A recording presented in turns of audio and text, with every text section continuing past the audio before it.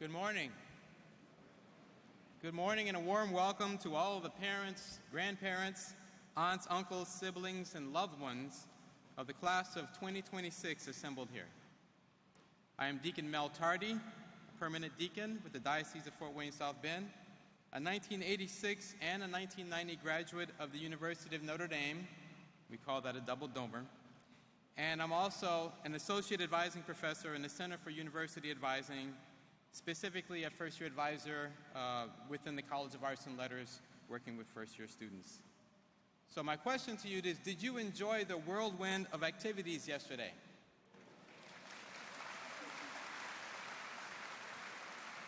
So let me rephrase, did you survive the whirlwind of activities yesterday?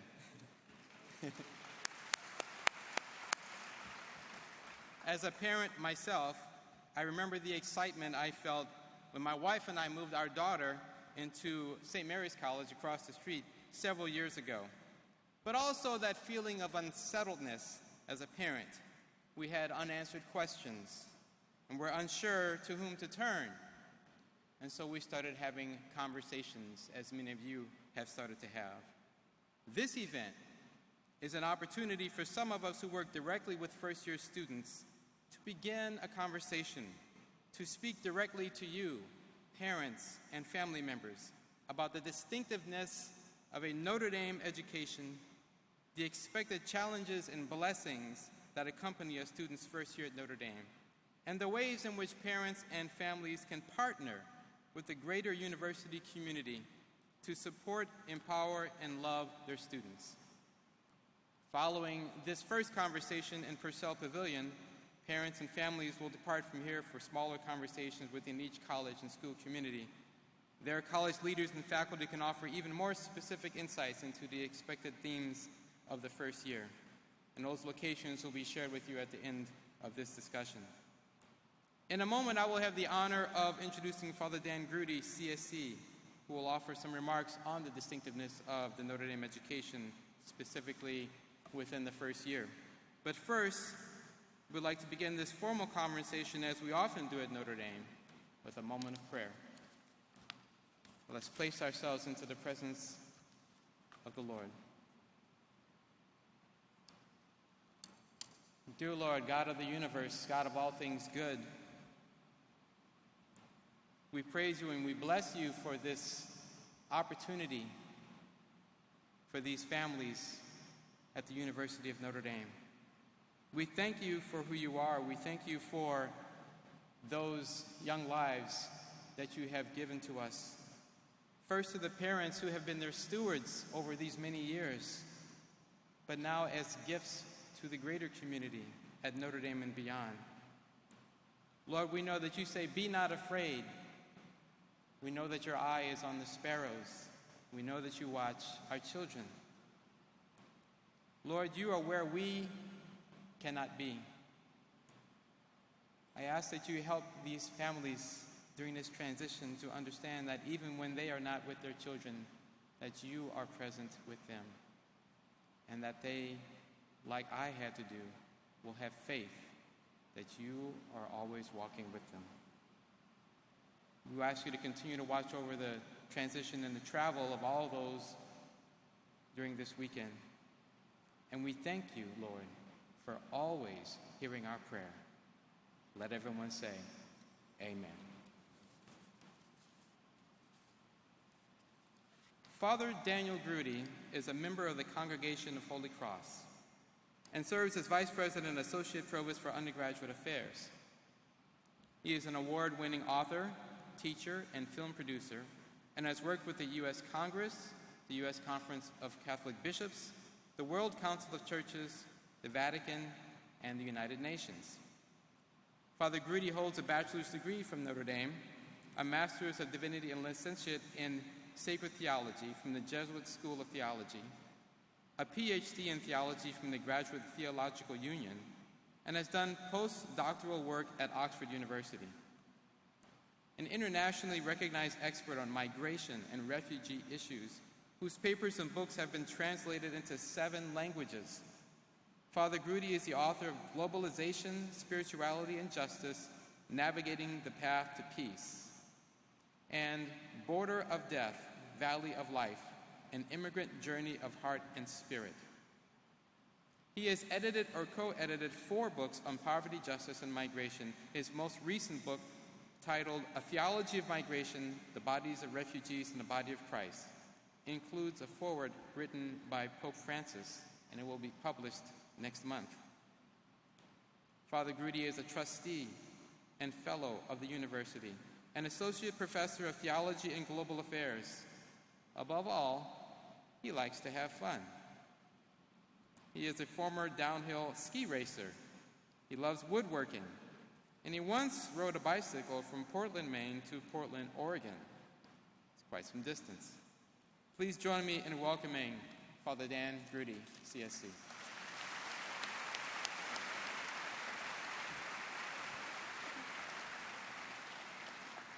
Thanks, Mel. One of the things he left out was that we were classmates and undergrads in 1986. So we were sitting on this floor exactly 40 years ago, partaking in the same thing that you are today. And I'll never forget what it was like to sit on this floor, what we'll do tonight when we had an opening mass, and the parents gave a final blessing before we left and embarked on this adventure.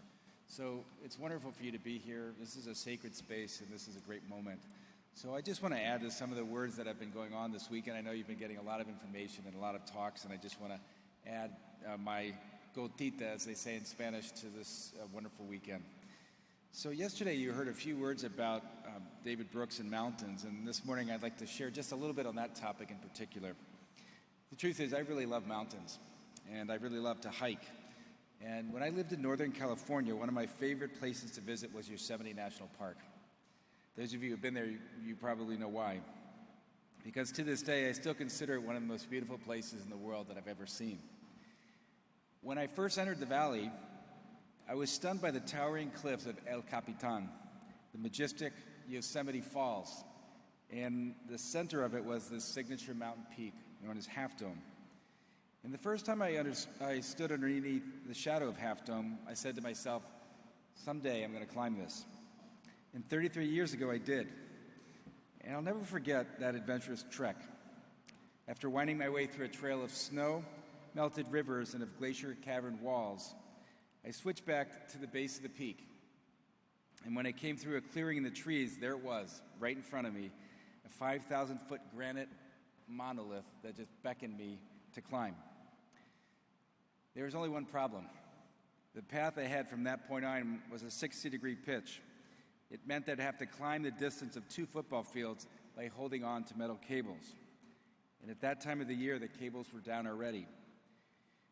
So I was alone, and it was intimidating. If the thoughts of falling thousands of feet below didn't deter me, there was a sign to my right which further enlightened me. It says, lightning strikes Half Dome every month of the year. If storm clouds come, don't climb. Yet, despite these warnings, there was still something deeper that was driving me to climb higher. And so while the weather was still clear, I put my head down and I took the next step. And then another, and then another. But a third of the way up, my fears overcame me, and I had to go back to regroup and rethink my approach. I tried again, got a little further, but then I looked to my left and my right, and I began to shake, and I retreated and regrouped once again. I knew that if I turned back now, I may never have the opportunity again to climb and to get to the top. But after much deliberation and indeed prayer, and not a little trepidation, the third time I just put my head down, took one step, then another, until I reached the peak. The view from that mountaintop is still one of the most majestic vistas I've ever beheld as a human being. You're gathered here today to leave your children in this sacred and special place we call Notre Dame. We are, if you will, at the trailhead, and they are about to climb one of the most beautiful mountains of their lives. We're also joined this morning with an incredible team of experienced climbers from Undergraduate Affairs. And I remember the fear and trepidation I had as a freshman, and I remember Emil Hoffman and the people from the first year of studies who helped me navigate and climb that first year. And this is the legacy and the tradition of this great team here that's here specifically to be at the service of your children. And our job is to do everything we can to help your children ascend the mountain of knowledge, of understanding, and of wisdom. And that line is so important that I really want to repeat it again. That our job in Undergraduate Affairs is to do everything we can to help your children ascend the mountain of knowledge, of understanding, and especially wisdom. It's our sincere hope that they will be part of the most breathtaking and formative experiences of their life in the years ahead, and it will lay a foundation of lifelong learning for the rest of their lives. One of my responsibilities as Vice President and Associate Provost for Undergraduate Affairs is to select a valedictorian and salutatorian for each graduating class, together with representatives from other parts of the university. Last year, there were 17 candidates. And to become a valedictorian, one typically has to get more than a 4.0. They also have to write a speech, to record it, and then go through a group of interviews. As part of that process, I spoke with each one individually, and I was surprised by some of the things that they said. The first was a few people said, I don't have any time for that. So, this is my surprise. But a couple said, they looked at me and they said, I was really surprised to get this email from you that said I was going to be a candidate for valedictorian. So I was a little puzzled by that, and I said, well, which part of getting a 4.0 over the last 7 semesters did you not remember? One of them replied, well, to be honest, I was so captivated by what I was learning that I didn't even think about my grades. And this made me realize that these students had truly found something of their heart's desire and were authentically studying and living out of that knowledge. They were able to achieve academic greatness not because that was the peak of the mountain, but because they were passionate about what they were studying. What a great undergraduate hike. And one of my ongoing concerns is that students too quickly foreclose their learning adventure by limiting it to what grades they're getting on paper or what job they hope to get after they finish. They only want to get to the next step or to get to the next stage of their life, to finish their hike, as if they were hiking through Yosemite with blinders. Some don't see the beauty that surrounds them, or even that there may be a better trail that they can take that's in front of them to take them to a better place to climb. In such cases, it's like preferring to have a postcard of Yosemite rather than having the adventure of hiking on it. And for that reason, we hope you encourage in your children, above all, to see this time not simply as a credentialing process, but an adventure of learning. And yes, we know, and I know you're going to hear some of these experiences, and we've often been through it ourselves, we know that there are pressures to get a job after graduation, and it's one expensive hike. But it's also a unique and privileged opportunity, not simply to get more information or to even get a union card for lucrative work, but to become a human being, which is even more challenging than it may appear on the surface. Our undergraduate affairs teams knows what it is a profound invitation to accompany our students on this journey, to help them discover the deepest desires within their hearts, to look at it against the horizon of the needs and challenges of the world, and then to discern together the contribution that they want to make to it. So as your children begin this hike here on campus, and after this welcome week fades, the fatigue sets in, and the blisters begin, I want to share with you some things our undergraduate affairs team has learned in helping some students on this hike. I consider them as something of trail markers, if you will, to help stay on the path that leads them in the right direction. I also refer to them as the 7 C's of a Catholic vision of undergraduate education. The first is this: curiosity. There's nothing more energizing with students than encouraging them to ask questions about the world within them, about the world around them, and about the world beyond them. In fact, nothing encompasses this better than the library here in front of us of Hesburgh Memorial Library. Jesus there, as Christ is a teacher, who presides even over all the fields of knowledge and understanding, from the prophets to the sages to the astronomers, and embodies in himself the wisdom of the cross and an expression of what it means to be fully human. And interestingly enough, he was asked 187 questions in the scriptures that are recorded. And you know how many he answers? 3. And in return, he asks 307 questions. And that means for every question he answers, he asks over 100 questions. So here it's a time for your students to really, and your children to really engage the questions of life and of meaning and of purpose, and to help these questions guide them. John Donahue said, "The question holds the lantern, and the depth of that is certainty." This is a place to seek a deeper understanding and not necessary absolute clarity that guides them on this path. Some ways we can think about this is that this place is more energizing even than Disneyland. In addition to being fun, it hopefully is also very transformative. So encourage them to try something new, to leave their comfortable campsites, and to venture out into new trails, even and especially if it's beyond the trail they plotted before they got here. The second is competency. Father Hesburgh once said that God is not served well by mediocrity. And this place will demand excellence on every level. This is not easy to manage at times, and it's often stressful. But help them to remember that there are park rangers of every kind all around us, in the dorms, among the faculty, within our staff, and especially with the first-year advisors. Our primary reason for being here is to help your children discover their gifts and to develop them to the greatest degree. The third is about creativity. We hope you encourage your children to think about new ways of doing something and even finding new peaks to climb. We need minds that can create a path where there isn't one and to venture into new spaces that lead to new frontiers of knowledge. The heart is, this is a place, as I mentioned, not just to seek certain answers, but to grow in a deeper understanding. The heart of this place is about a faith seeking understanding that generates knowledge born of love.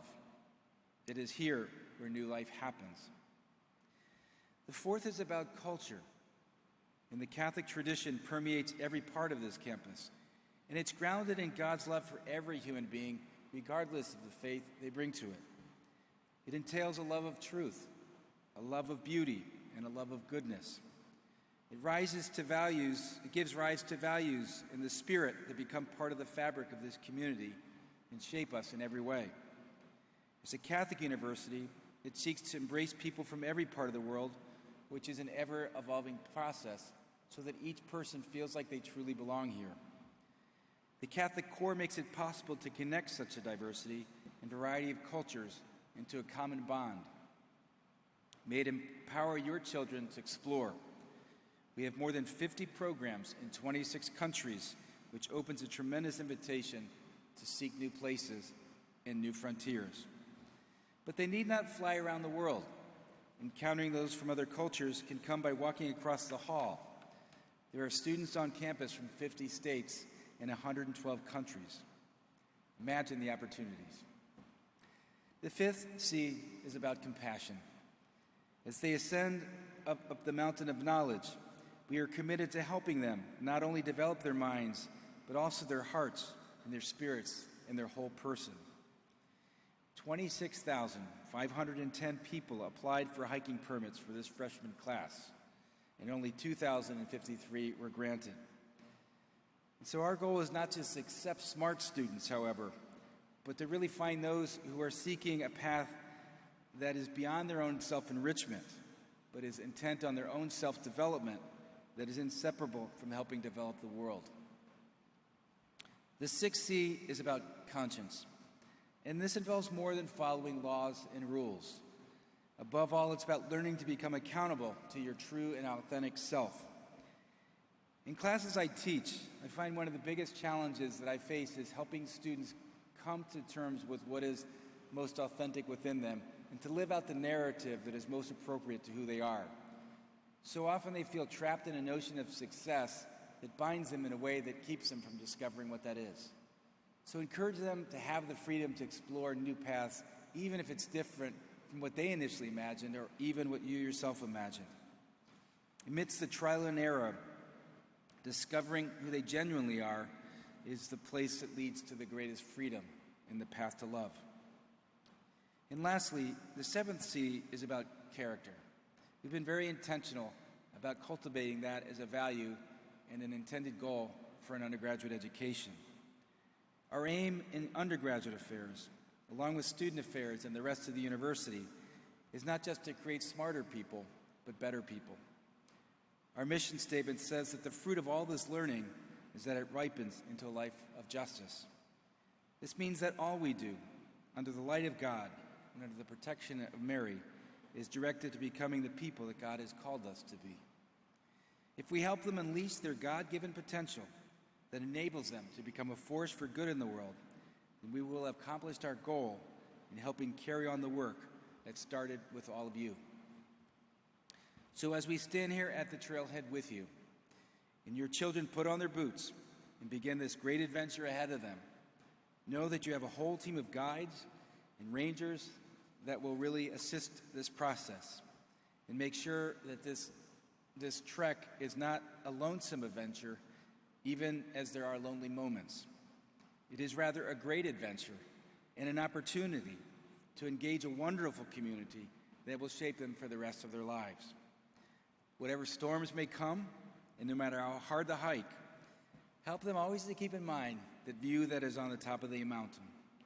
The ascent up the mountain of knowledge, of understanding, and of wisdom. It's the journey of a lifetime, and hopefully a lifelong journey. May God bless you and your children as together you partake of this epic trek together. Amen.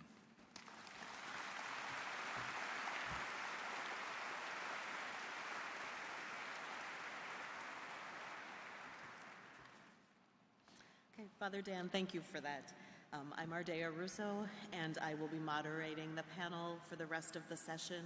I'm an associate advising professor in the Center for University Advising, and I work primarily with first-year students in the Mendoza College of Business. I'm also the University Faculty Honor Code Officer, and I've been at Notre Dame since 1999 when I started graduate school, and then stayed for all of the obvious reasons. It's a wonderful place. So the panel that I have here, I'll just introduce briefly. These fellow advising professors are a wealth of experience. They have a wealth of experience accompanying first-year students through this first year of transition and discernment and discovery. Our goal in the center is to help students achieve not only their academic and career goals, but their personal goals as well. Our center provides individualized and proactive advising, and we help students find meaning and purpose in the liberal arts education that they're undertaking. We can provide resources when they're struggling academically, decision-making strategies, and they can come to us for any of those reasons, which you'll hear more about in the panel. So I just wanted to briefly introduce my colleagues this morning before we get started. You've already met Deacon Mel. We have Casey Swanke, who's also an associate advising professor in university advising in the Keough School of Global Affairs and also the College of Science. Next to her is Cecilia Lucero. She's an advising professor and also directs the Balfour Hesburgh Scholars Program. Also joining us this morning is Joyce Lance, who's a Notre Dame parent of a rising sophomore she was sitting where you are last year, and now so one of you will need to be up on the stage where Joyce is next year, so we'll be in touch. And then finally, Dave Griffith, who is an assistant advising professor in arts and letters, also affiliated faculty in our Health, Humanities, and Society program. So I'll get started with questions. We'll talk for a few minutes, and then we'll move you on to your next activity today. So my first question for the panel is, tell the parents and families here this morning, what is first-year advising at Notre Dame, and when can our students and when should they contact their first-year advisor?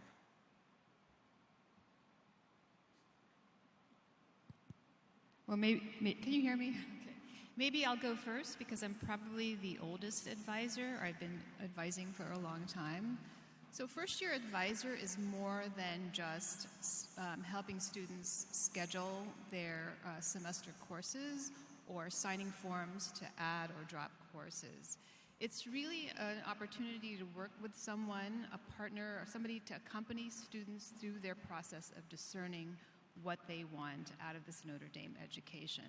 So we talk to students about curricula, but we also explore what their interests are, what their passions are, and what they want to do, what they care about. I like personally to ask students, instead of what do you want to major in, I ask them, what do you care about?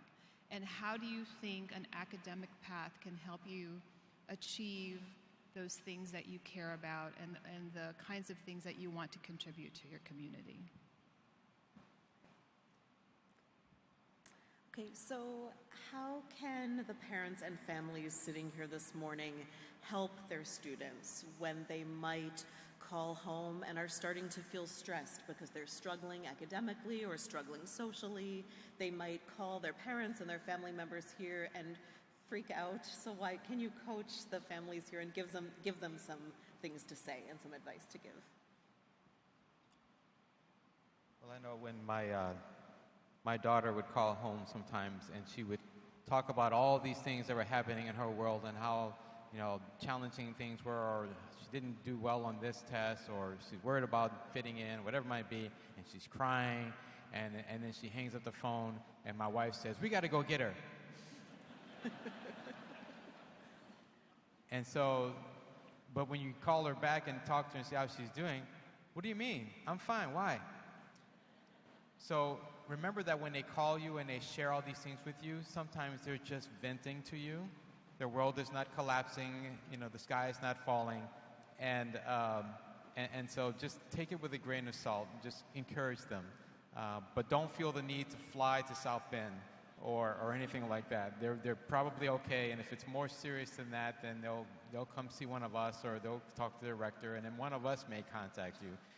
Then it's serious, okay? But just understand that they just really need your encouragement.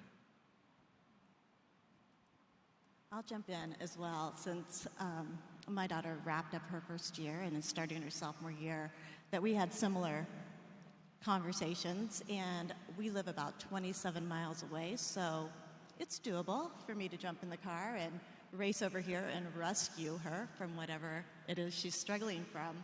But I can tell you what I learned, and the best advice I can pass forward from my own experience, is I would ask, have you talked to your advisor? Have you talked to your rector? Who have you talked to? Have you talked to your roommate? Is there anybody there that you can talk with that can help you through this and point you in the right direction? And I felt that we really grew through that process. So I wasn't quick to give her an answer. I wasn't quick to send an email off to first year advising. I put it right back to her.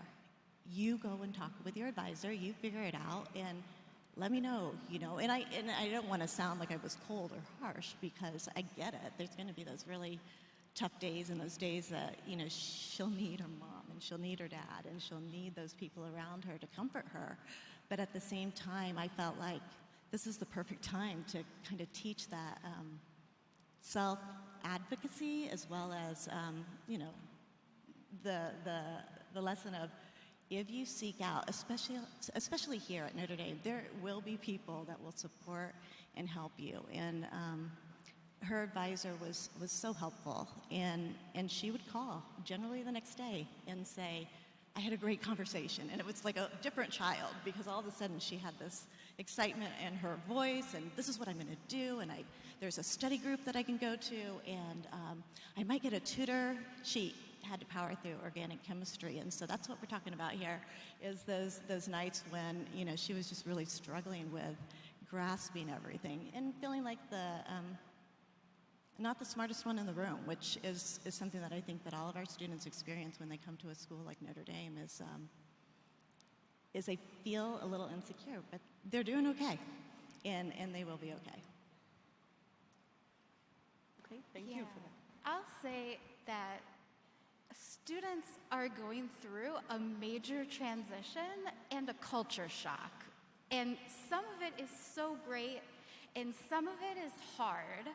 And those emotions together can be confusing, but there's room for all of those emotions.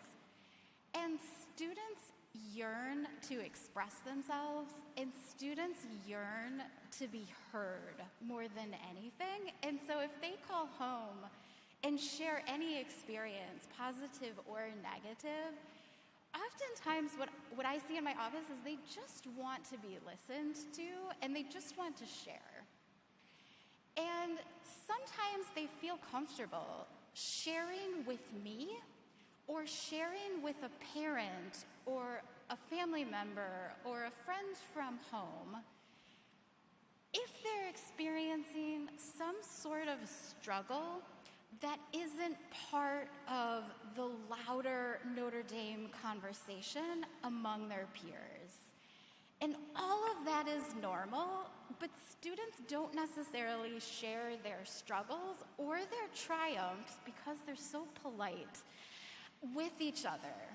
And so I think partly it can be helpful to normalize every experience and every emotion, whether that be positive or negative. Students yearn to express themselves, and they yearn to be heard and taken seriously. And sometimes all that entails is simply listening. Thank you guys for that. I think those are really good points. So are you all good now? Do you understand how to... but I think the normalizing is very important. They also often think they're the only ones feeling a certain way when they're all feeling a certain way. So my next question is regarding our first generation students who are the first people in their family to go to college. And for them, I think sometimes the navigating campus might seem especially overwhelming because they are the first in their families to go through the college experience. So what advice do you have for the parents and families who are supporting these students as they navigate their next steps? They might call home, and a parent who went to Notre Dame and still remembers their professors and advisors and knows everything around campus compared to a parent who has never been in college themselves and is less certain about what to say. What advice do you have for those parents and families? I'll answer that. I think one of the first things parents of first-generation college students need to realize is that your child is going through something completely different, and it might feel like a rejection of yourself because they are finding their own communities, and it's a natural separation, but because you don't know that much about the college experience, it might feel like a rejection of who you are. But I think one good thing is to just ask questions about their daily lives on campus. Ask about classes, show interest. I think you want to avoid a situation where the student feels torn between thinking about home and feeling responsible for people at home versus trying to create that community, make friendships. When they talk about the professors that they admire, they're not in competition with the parents. So you want to validate that they are different now. They're living in a different community. They're still part of your family, but I think you have to set aside those feelings that they are somehow leaving you behind and choosing something that might be better in your eyes. I think it's very natural. And this applies not just to first-generation students, I think.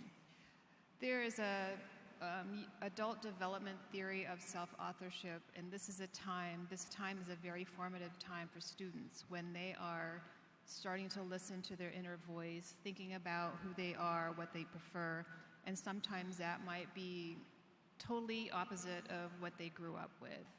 And I think parents have to let students go through this experience of finding out who they are and not think that it is a rejection of the family. I arrived at college as a first-generation student and a Pell eligible student.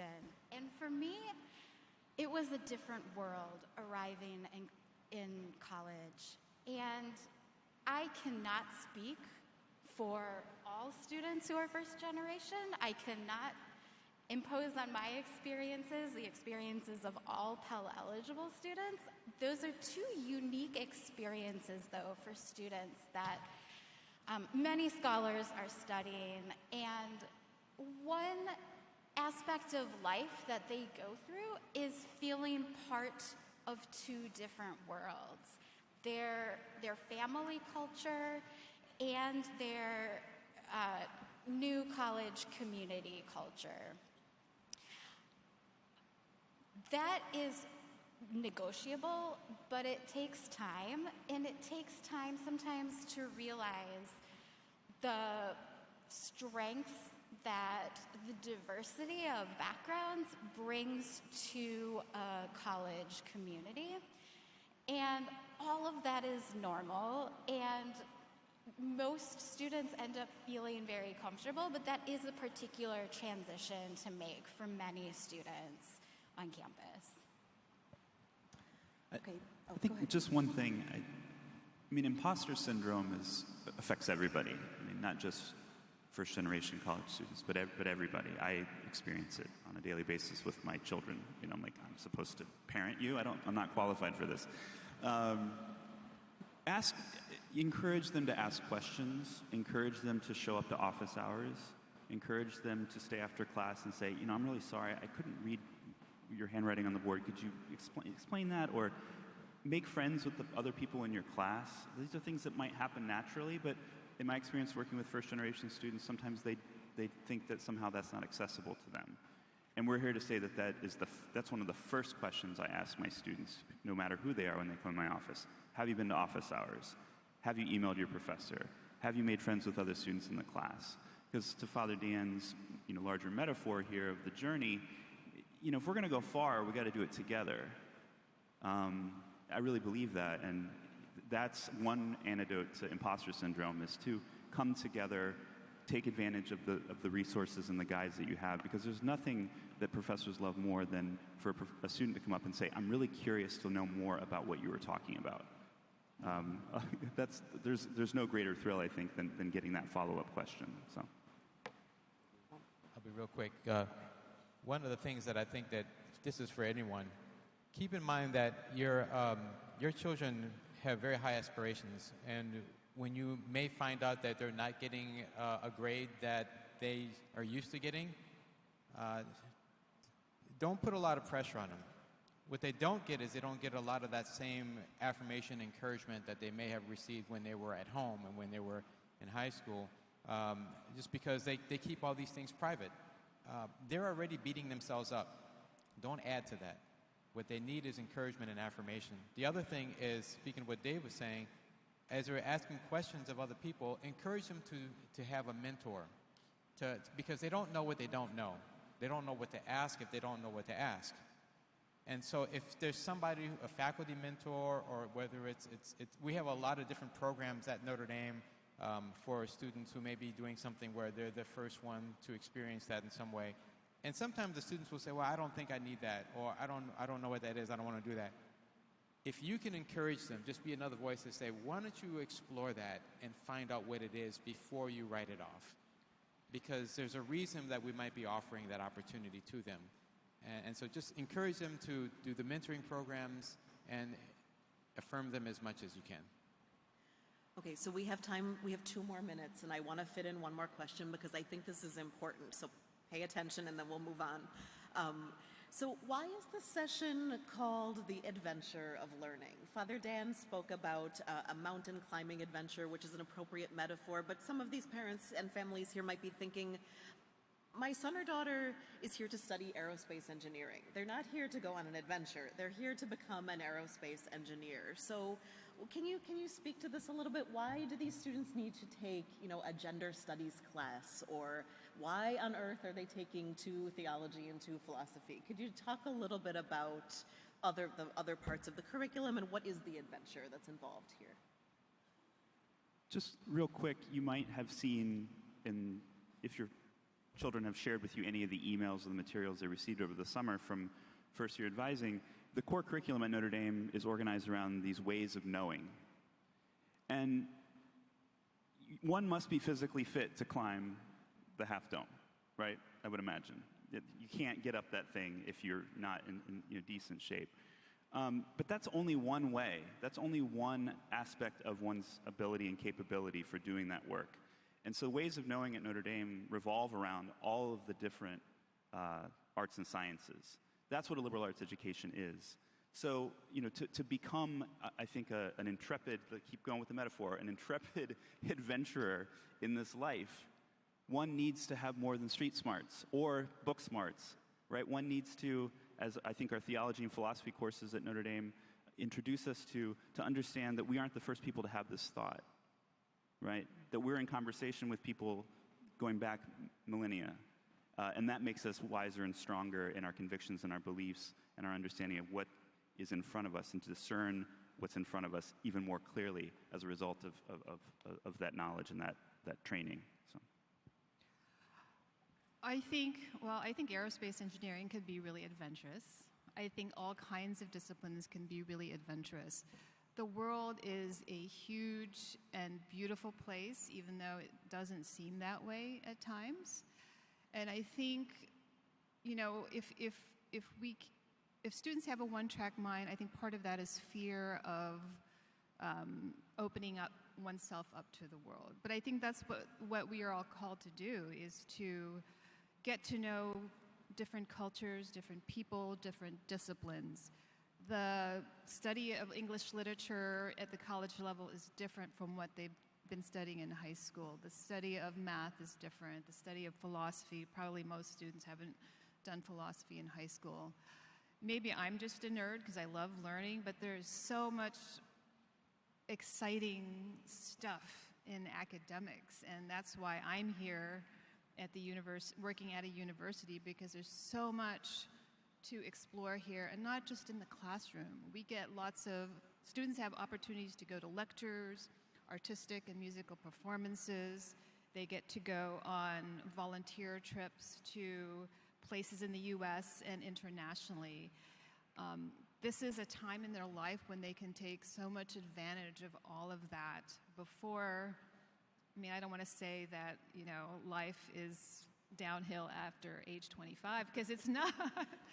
But this is an opportunity when there's so many resources available to students, including amazing professors, performers, artists, and peers in their dorms. There's a lot to be learned from students from across the country. So that's why I see the university as an adventure, as this opportunity to open oneself up to learning, not just what's in the books, but through people's experiences. I'll just say, I know we're short on time, but real quick, with adventure comes risk, and I think that, when you say goodbye to your student, there's going to be tears, and it's going to be hard to say goodbye. But I can tell you from my own experience that your students will be loved here, and they'll be able to take those risks and go on this adventure with safety nets and with people that are going to be there to catch them when they do fail or they do fall. And so know that Notre Dame uniquely brings that to you. There's so much care and love and attention that this team and others on our campus here offer. So. And there's a whole world of learning at Notre Dame. There's a lot that can be learned outside of the classroom. Oftentimes when we talk to students, we talk about the activities they're involved in and what sort of things are they doing, because that's another way of growing.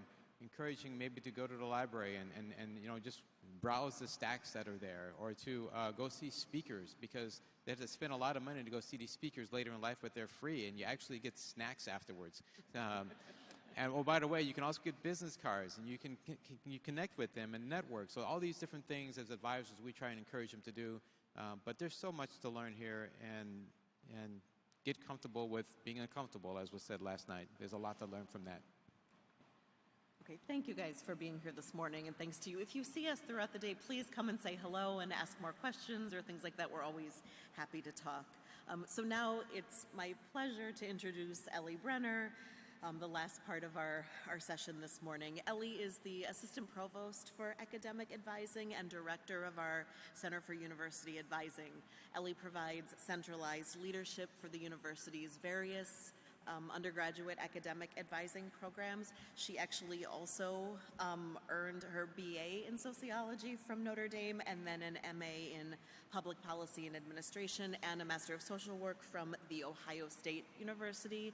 So I'll hand it over to Ellie and then we will move on.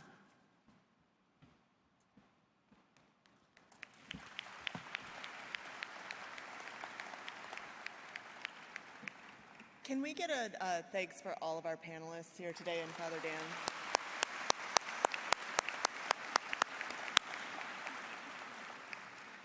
Thank you for trusting us with your children. We promise to be here with them and journey with them. I am a member of the class of 1998, and if I am asked to give one piece of advice, because I know I am the only thing standing between you and the door, it is that ask your child, your student, to find a person. Find a person on this campus that knows them, that knows who they are, what makes them tick, what their heart desires, because that person will check in on them about more than just how do they do on that exam, but who are they and how are they feeling. For me, that person, I was an Army ROTC student, that person, her name is Joan, and we referred to her as the Secretary of the Army. She hired me as a student worker, and she would check in on me about things that nobody else really seemed to care about, but she knew what made me tick.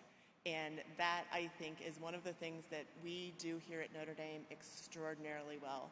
When people offer help, when they say they want to be here to help, they mean it. And I think many of us on this stage are living examples of that. With that, we hope this brief time together has helped clarify the distinctiveness of a Notre Dame education, some expected challenges and blessings that accompany your students' first year at Notre Dame, and a few ways the university is eager to partner with you to support, empower, and love your student. Now we invite you to depart from here and join leaders from across Notre Dame's colleges and schools to discuss and anticipate your students' first year at Notre Dame with even greater specificity. All colleges and schools welcome programs take place simultaneously from 11 to 12 p.m. We encourage you to attend the program that most aligns with your students' intended academic studies. The locations for each program will soon be listed on the screen above. These can also be found within the Welcome Weekend schedule under the Welcome Parents and Families from Colleges and Schools event. Please feel free to exit this arena through any of the gates behind you. Ushers are more than happy to assist you in navigating to your next location. Outside of this arena, you can use Google Maps to find walking directions all around campus, which may be useful this afternoon. As you may have noticed, the College of Arts and Letters welcome presentation will take place in this location. If you will be joining the College of Arts and Letters, please remain seated for a few moments. Thank you again. Have a wonderful day and go Irish.